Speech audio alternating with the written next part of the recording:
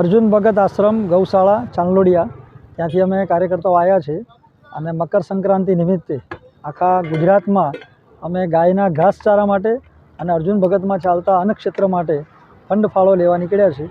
ત્યાં 200 ને વધારે ગાયો છે અને 200 લોકોનું દરરોજ ભોજન કરાવીએ છીએ।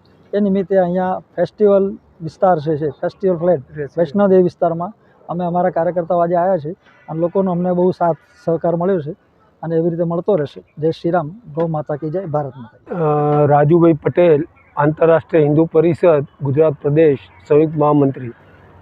આજે અમે વૈષ્ણોદેવી વિસ્તારમાં ફેસ્ટિવલ રેસિડેન્સીમાં આવ્યા। એનું કારણ અમારા ત્યાં ગૌશાળા ચાલે છે। આ ગૌશાળામાં 200 જેટલી ગીર ગાય છે। કોરોનાના ટાઈમથી અમે અન્ન ક્ષેત્ર ચલાવી છે। નિત્ય રાત્રે 7 વાગે 150થી વધુ દરિદ્ર નારાયણ અમારા ત્યાં ભોજન લે છે। આ બધા ખર્ચને પહોંચી વળવા માટે આજે અમે અહીંયા આવ્યા છીએ। આ સંસ્થાના ટ્રસ્ટી માન્ય ડૉક્ટર પ્રવીણભાઈ તોગડિયાજી છે, જેમણે આંતરરાષ્ટ્રીય હિન્દુ પરિષદના સંસ્થાપક અધ્યક્ષ છે, પોતે ડૉક્ટર કેન્સર સર્જન છે અને આખા દેશમાં હિન્દુઓને એકત્રિત કરવાનું કામ કરે છે। અમે સૌ એમના કાર્યકર્તાઓ છીએ। જય શ્રી રામ।